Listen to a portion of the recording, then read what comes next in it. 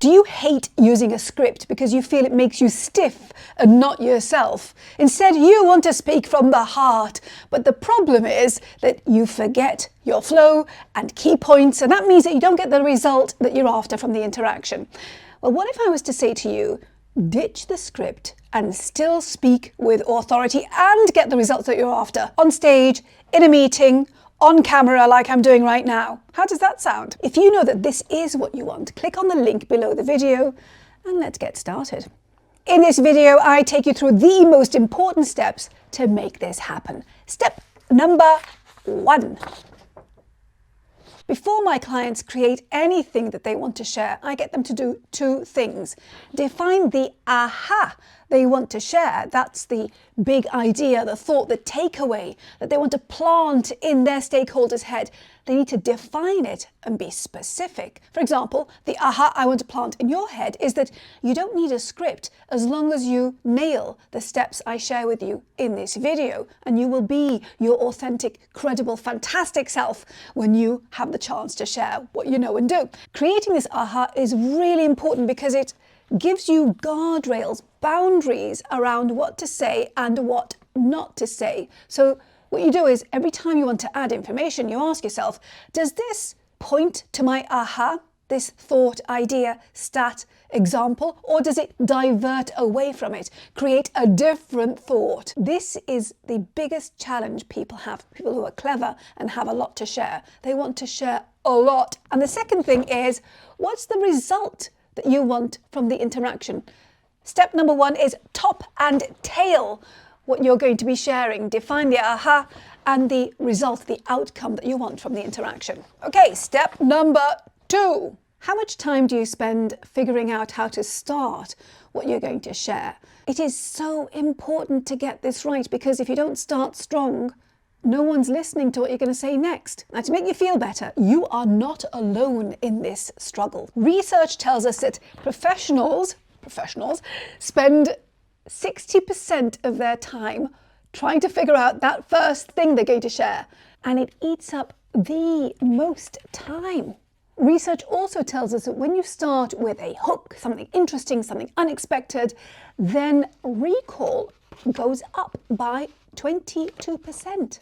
Right? People remember that thing that you started with, and then they're more likely to remember other bits of what you say too. To help you nail that very first sentence, I am sharing what I call my first sentence framework. There's a link to it below the video. Click on it and let me know which one is your favorite one, the one you're going to start using first. Point number 2 is start strong or be screwed, and click on the link below the video for your copy of the first sentence framework. Right, step number 3. These marbles are all your ideas, stats, facts, thoughts, examples. They're all there, waiting to be said. But the problem is they're just really a jumbled up mess without putting them together in a certain way that makes sense. When you thread them together and you have a flow, a structure, it's easier for you to remember and for the people you are speaking with to remember key points too. But don't go wild and have lots of different points like this. Instead, you want to have 3 to 5 points max. If you want to increase comprehension by, it's a very specific percent actually, 32%, according to the University of Cambridge research from there. 1, 2, 3, 4, 5. 5 key points, ideas, information, bits of information that you want to share. When you define them, simplify them, and put them together in a structure, your life gets so much easier, especially if you do the next thing. So point number 3 is create a sticky structure. It's a sticky structure for you to remember and for the people whose interest you want. And the next step really helps you perfect this. So you don't just remember, but it becomes really interesting for the people you're speaking with too. Step number 4. I like using old tech, pieces of paper, words, sticky notes, colors. I also like to use things, objects. For example, I have a giraffe that I use when I'm sharing that, hey, you don't want to be like everybody else. You want to stand out from the crowd. You want to define your difference and lean into it. Be more giraffe. So this is a great little reminder for me to say that if I have it with me when I'm speaking. Another prop is my megaphone.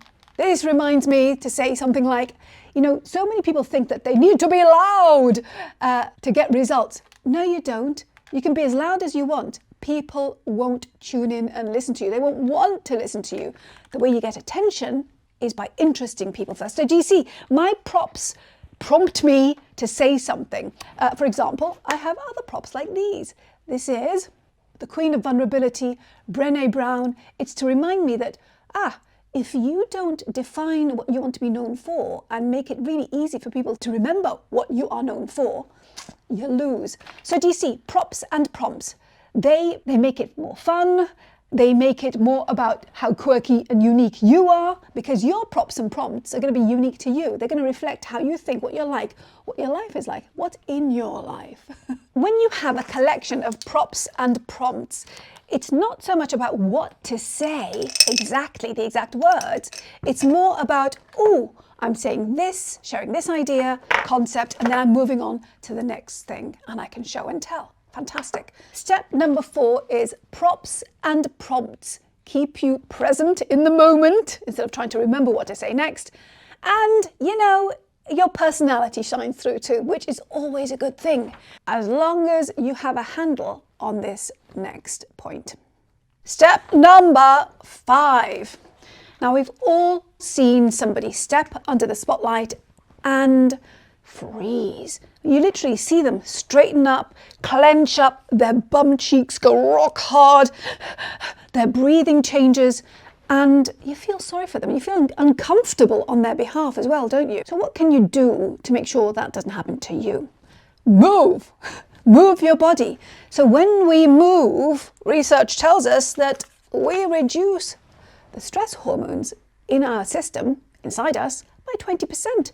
Yes, thank you. Now, I like to get my clients to move before the thing they're going to do. But when you're under the spotlight, by the way, when you're in a meeting, stand when you speak. When you are the speaker, move when you speak, walk. It really does calm you down, center you, reduce the anxiety. And that means that the pathway between your brain and your mouth stays open instead of being blocked and clogged by stress and anxiety. Plus, you can use what you do with your body to bring people's attention back to you. For example, pause.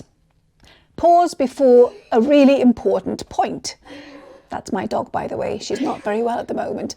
And her timing is impeccable, isn't it? So use your breath. When you use your breath in a certain way, it calms you down, it centers you, it opens up your voice, your chest. You sound more grounded. Your physiology on the inside changes. So step number 5 is get physical and use your body to help you stay calm, centered, and come across as your best, credible, authoritative self. But you can do all this and people can still miss the value that you have, the things that you can do for them, if you don't communicate in a certain way. Watch this video next, where I share 11 brutal truths about communication that you need if you want people to get why they should choose you over the competition. Click on the link below the video if you want my help with this. And remember, start strong or be screwed. I'll see you in the next vid. Bye!